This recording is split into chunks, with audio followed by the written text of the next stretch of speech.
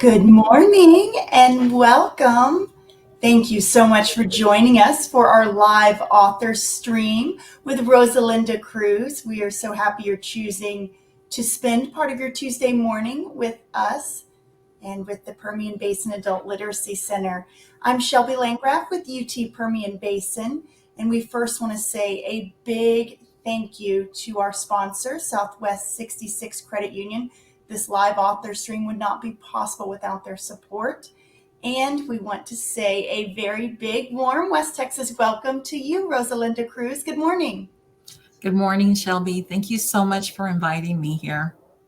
We are so happy that you are sharing a little bit of your time and your expertise with us here this morning. We want to dive right in. Rosalinda, tell us a little bit about yourself. Tell us about your history. So my name is Rosalinda Cruz, and I am a recently retired school counselor. I was in the educational setting for 30 plus years. I am also a licensed professional counselor, and I've been that for a couple of years with my very small private practice.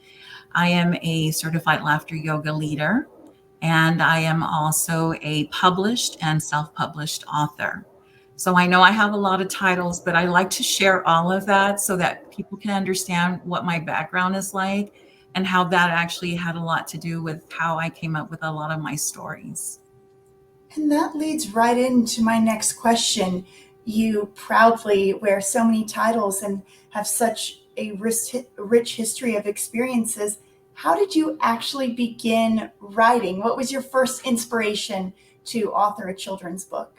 Well, I've always written lots of journaling.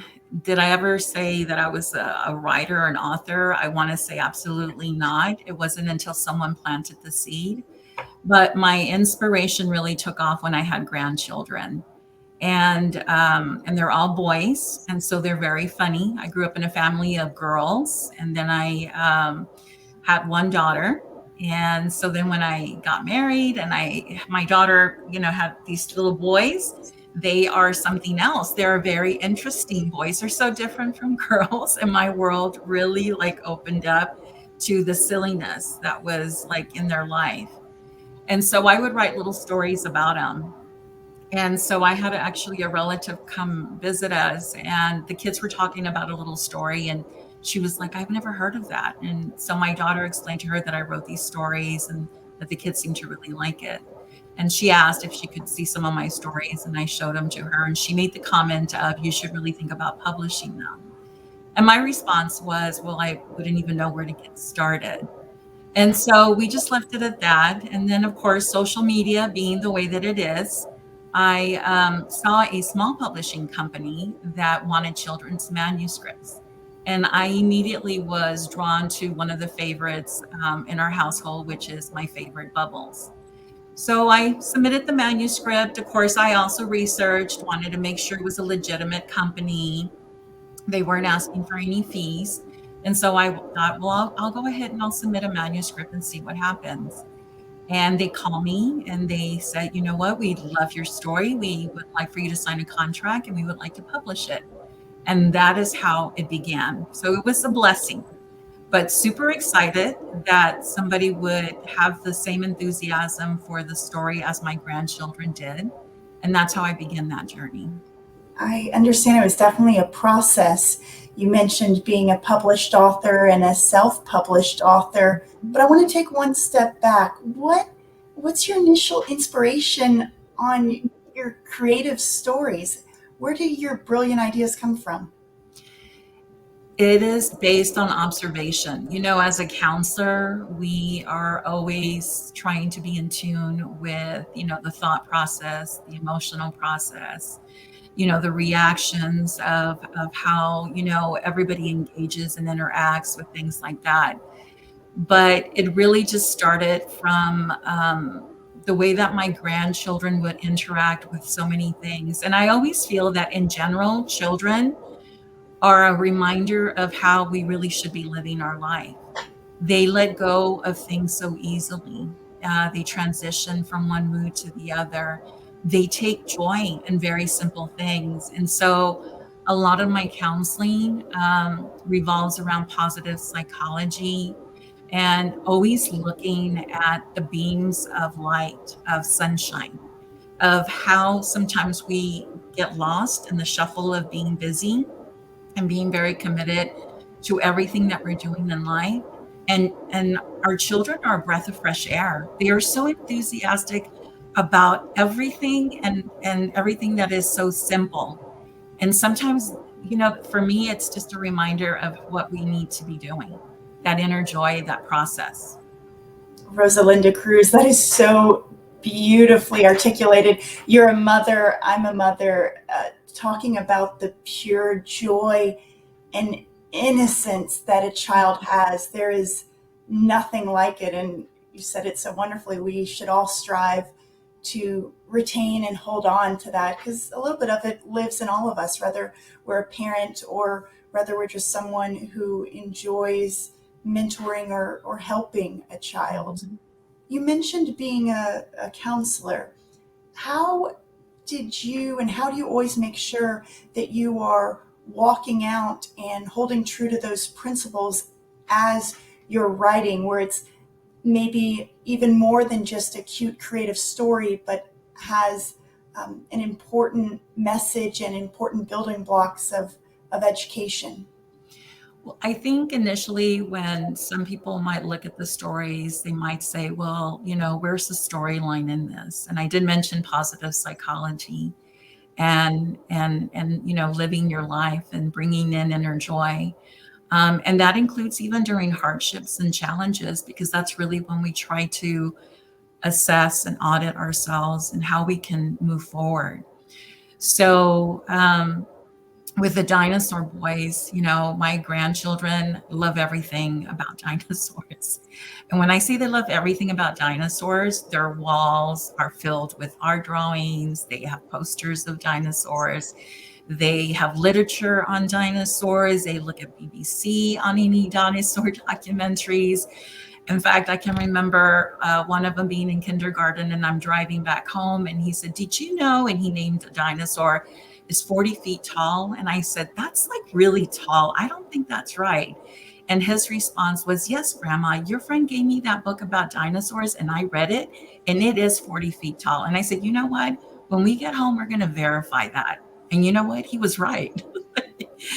So for my children's stories, the the underlying of all of that is that there are activities that as adults sometimes we put aside because we are always trying to provide and take care of everyone else around us.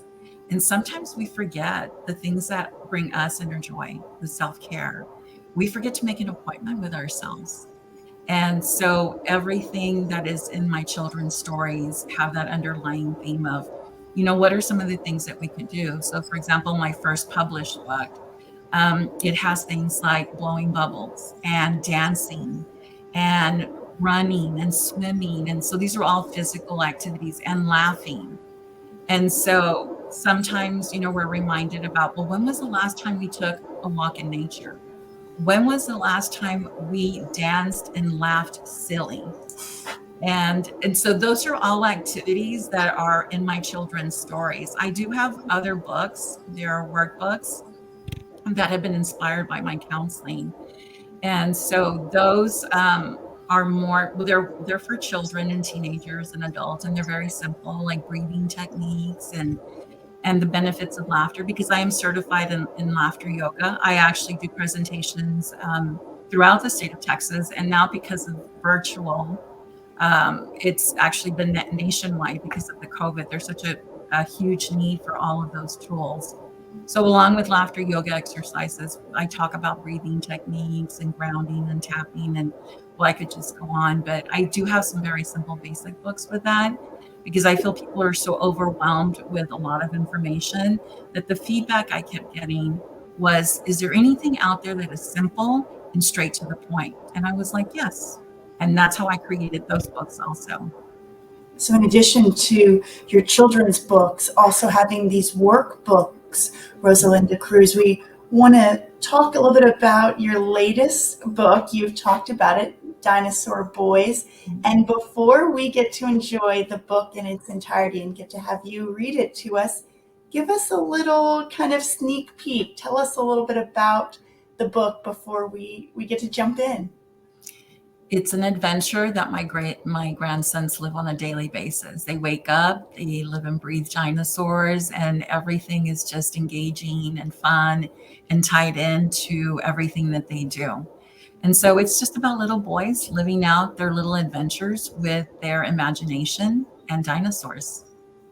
And it is a beautiful story. I think any child can relate to or enjoy, whether you are passionate about dinosaurs or whether maybe you're just passionate about adventure. So before we continue our questions and learn even more about you, Rosalinda, we want to enjoy the book. So without further ado, please us all enjoy The Dinosaur Boys by Rosalinda Cruz. The Dinosaur Boys by Rosalinda Cruz. There are little boys who love everything about dinosaurs. It gives them so much joy. Their bedroom walls are filled with many pictures of carnivores and herbivores. They even come out into the hall. Their toy box has dinosaurs of all sizes. They're piles of small, medium, and large. They have so many, they could give them out as prizes.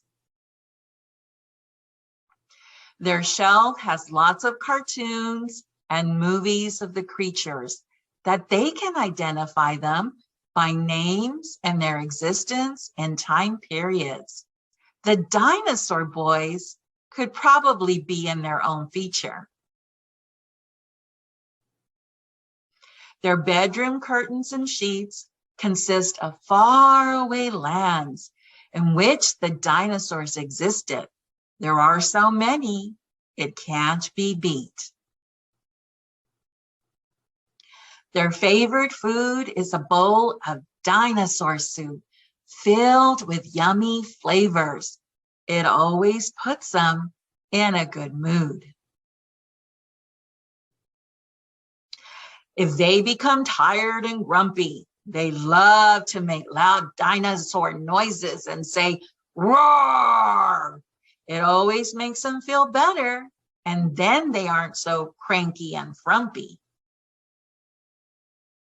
Their pajamas are the best, filled with the land dwellers of thousands of years ago.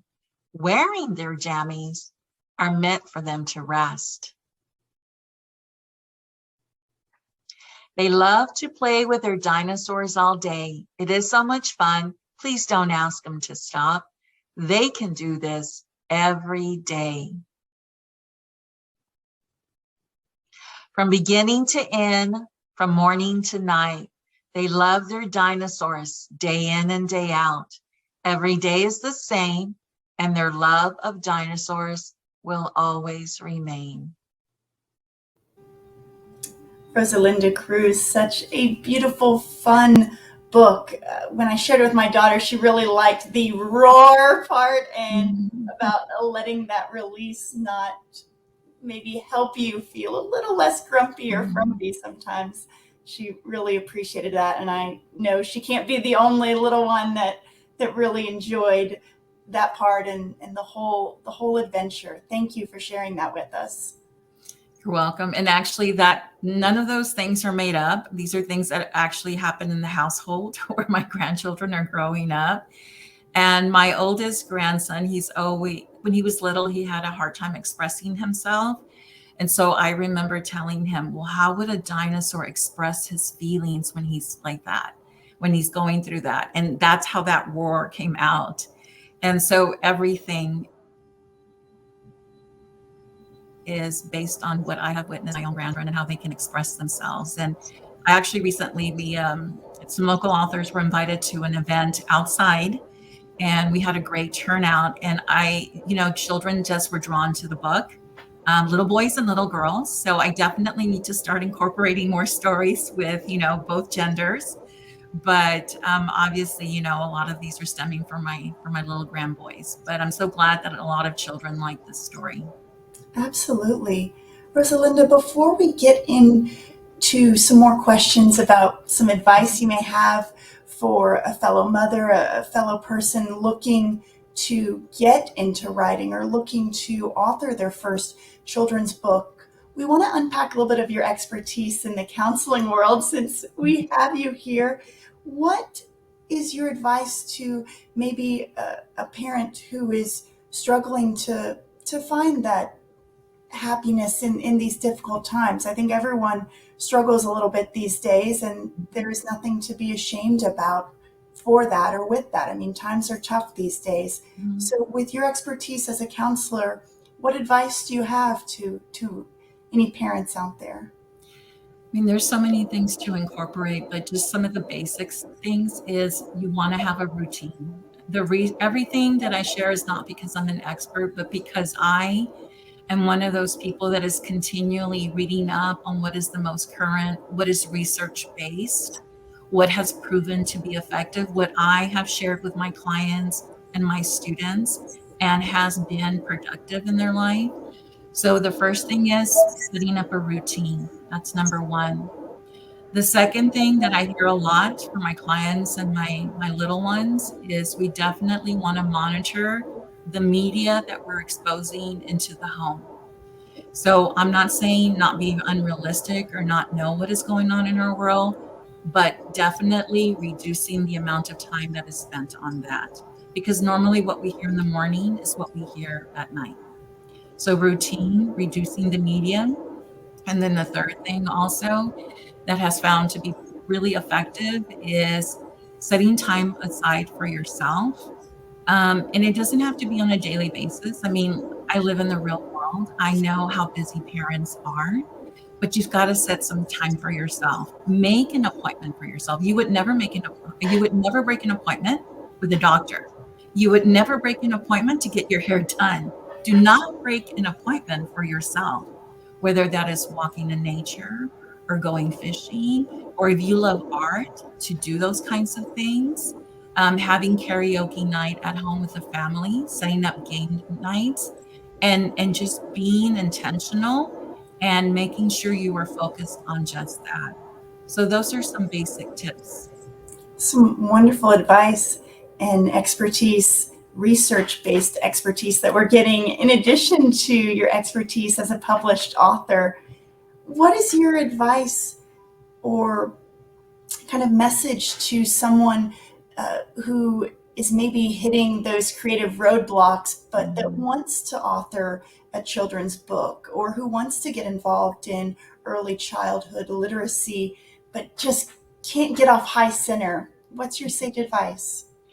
I have been very fortunate, and I'm not gonna lie. I think a lot of people were they told me initially when they found out that I had received a contract from a publishing company, were like, "Do you know how lucky you are that that even happened? That was number one, that you're published and that it was your first story." So I honor those blessings and I definitely want to share, but you can become published or self-published. And what I have learned in the publishing world is that it is very competitive, especially in the children's market. But when you get published, they don't charge you any fees. So I've had people come up and tell me, this company is charging me this much. And I tell them if they are a true publishing company, all you do is sign a contract. You are giving them the copyrights and you don't put up any fees at all. They do all the work for you, the marketing, the illustrations, the setting up the books and things like that, and promoting it. And so people are like, oh, okay, so this is not a real publishing company. So be careful with that. The second thing, though, that I discovered by networking with other authors in our community and in our state and nationally is that you can also self-publish. And a lot of people sometimes think that if you self-publish, that you cannot profit or make royalties off of it, and that's not true. In fact, there are a lot of people who are self-published that are known nationally wide. And so there's several good. companies out there. The one that I'm most familiar with is Amazon KDP. And you have your own manuscript, you set up your own illustrations, you create your own book. And if you are lucky enough and fortunate enough, there are like national companies like Barnes and Noble who may notice your books, take an interest, and then pick it up. And so that's like, I don't know if it's a secret, but that's how people make their royalties off of that.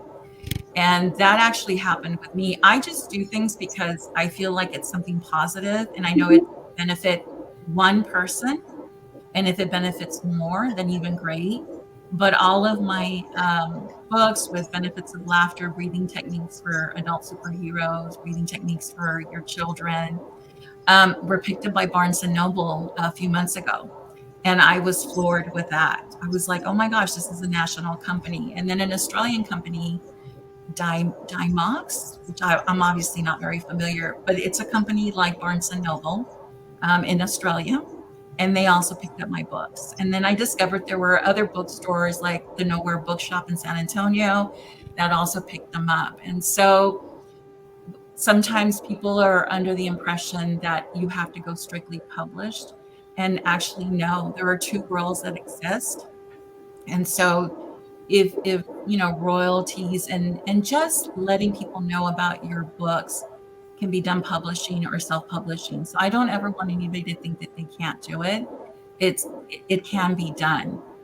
And it also, I would also say, you get really involved in any like literary activities, clubs, events that are in your area or within your region or within your state.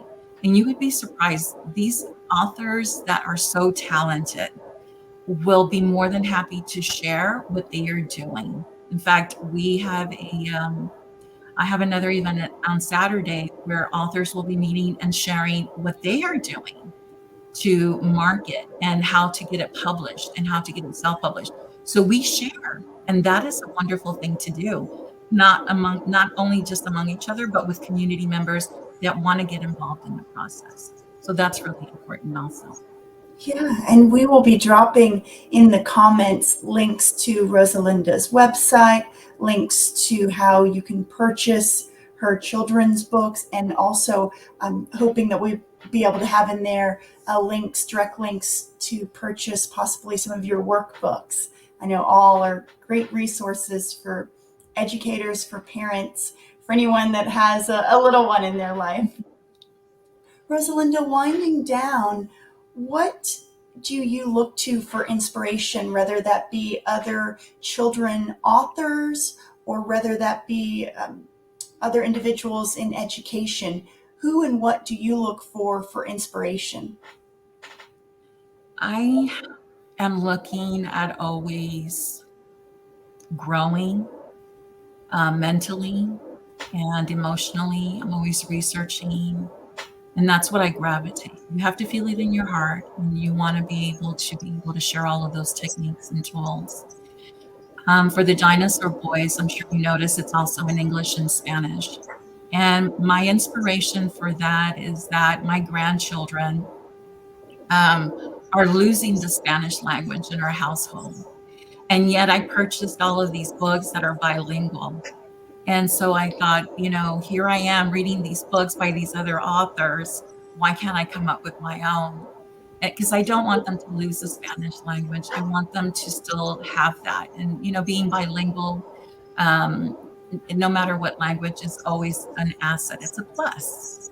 And so that was something that I want to continue. But I find that I'm inspired by many things, but I'm also inspired by the challenges that sometimes are facing my life, and it helps me to audit myself and saying, how can I grow even more as a person, as a human being, and then share this with others.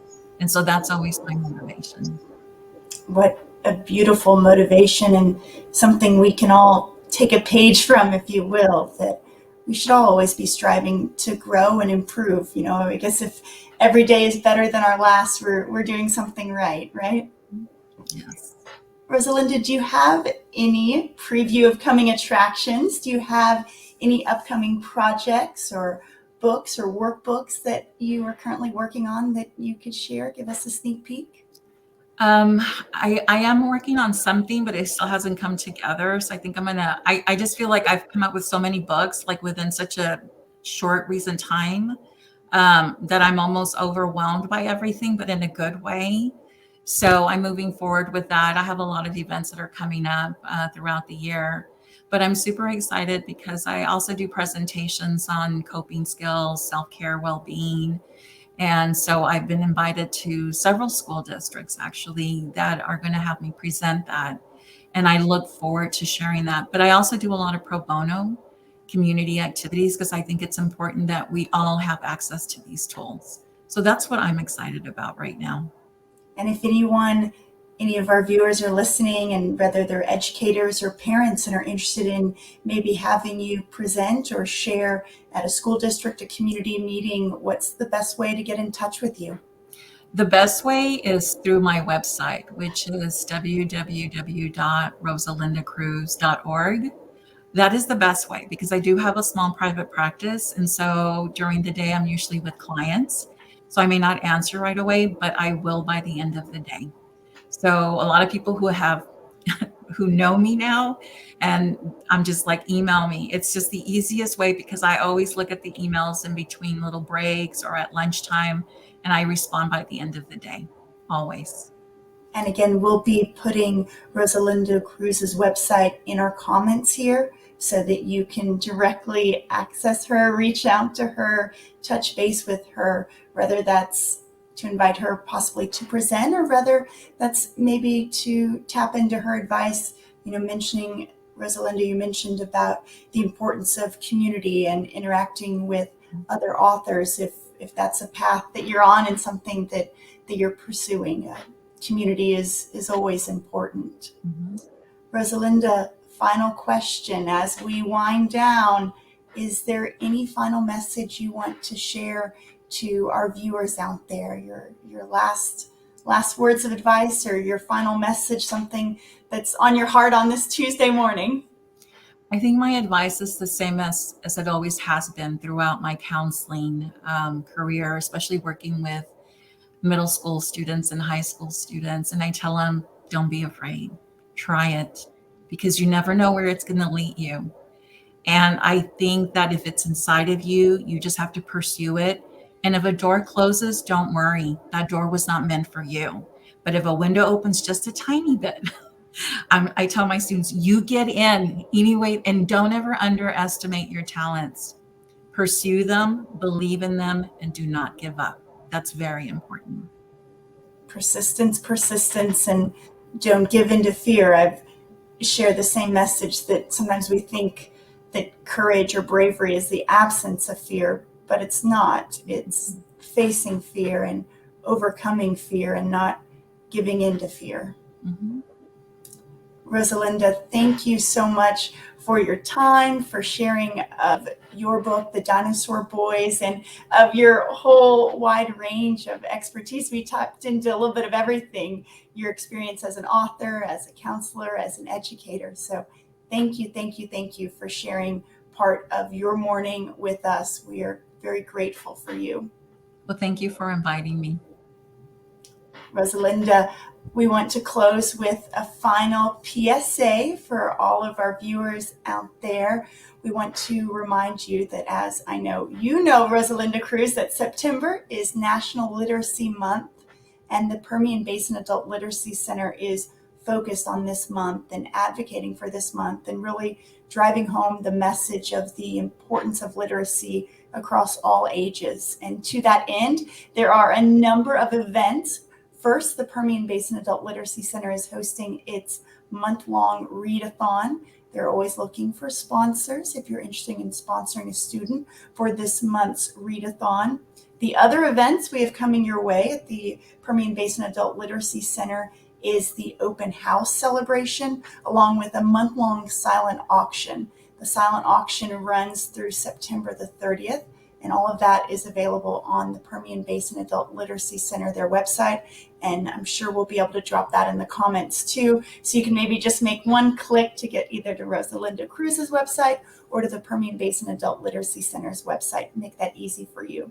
Finally, the last event we have for you is coming up tomorrow on Wednesday, September the 8th. The Permian Basin Adult Literacy Center will be holding a Give Back Kendra Scott event at the Midland location. That is tomorrow afternoon from 4 until 6. So a portion of every purchase you make will go directly back to the Permian Basin Adult Literacy Center, all part of Kendra Scott's Give Back mission. So if you need a gift for yourself, self-care, or whether you're looking for a gift for a loved one, it's a great opportunity to give and to give back all at the same time.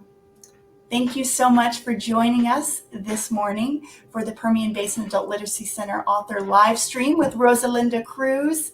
We will be posting the links in our comments, and we hope you'll join us for our next our next author live stream. We'll be featuring Stacy Swan and the Olympus, a little preview of coming attractions for you. Until then, have a very wonderful day, and thank you again for your time and for joining us.